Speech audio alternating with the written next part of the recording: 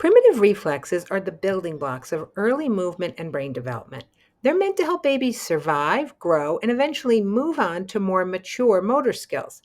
But sometimes those reflexes don't fully integrate, and when that happens, children may struggle in ways that are often misunderstood. What looks like difficulty sitting still, frequent emotional outbursts, or maybe handwriting struggles, these types of things might be connected to retained primitive reflexes. These reflexes aren't something you might notice on the surface, but their impact is real. They show up in everyday life, in the classroom, on the playground, and at the dinner table. And if we know what to look for, we can better support the children who need it most. Primitive reflexes are automatic movement patterns present at birth. Each one plays a role in early development, from feeding to rolling to crawling. And over time, these reflexes should naturally integrate as the brain matures. But when they don't, that's when you might see challenges with posture, attention, coordination, or self regulation as examples. So maybe you see a child with emotional outbursts, or they have trouble calming down. Maybe they have poor posture. Maybe they have difficulties crossing midline. Or maybe they have difficulties with reading, writing, or speech.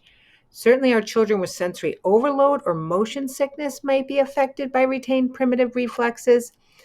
These are signs that reflexes like the Moro, the ATNR, or the TLR are still active beyond the age that they should have integrated.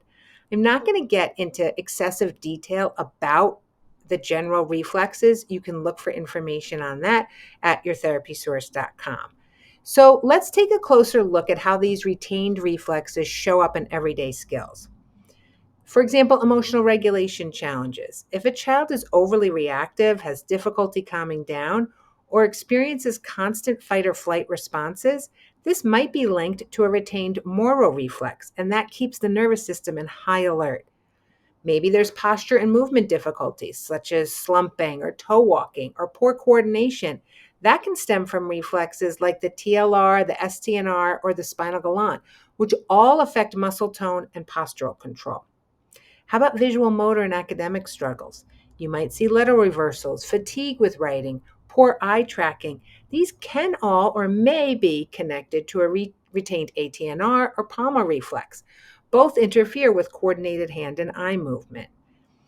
Crossing midline could be an issue if a child avoids using one side of the body across the midline. Like maybe you see them switch hands mid-task. It might be due to reflexes like the ATNR, still triggering those involuntary movements. Auditory or speech issues. Maybe people are blurting out answers, or there's poor articulation, or struggling to focus in noisy environments. They still also could be signs that the Mora or Palmar reflex is still active. Sensory sensitivities and motion sickness in children, maybe they're overreacting to light, sound, clothing, or movement. That could relate to retained reflexes, impacting how the brain processes sensory and vestibular input. The TLR, for example, may contribute to motion sickness and balance issues. The patterns matter and they give us clues. When several of these signs show up together, it's worth exploring reflex integration as a possible support strategy. And you're going to want to reach out to your occupational therapist, your child's physical therapist, or your child's pediatrician to get more information and whether it's a suitable intervention for your child or student. But the encouraging part is reflex integration is possible with targeted movement-based exercises. Again, like they're often guided by occupational or physical therapists. And some children see some real success with self-regulation, coordination, and some of their learning skills.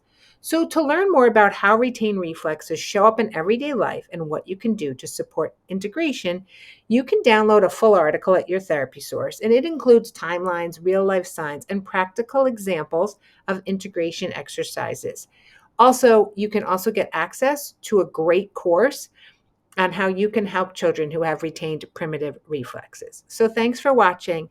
And if it's helpful, don't forget to like, subscribe, and share with anyone who supports child development.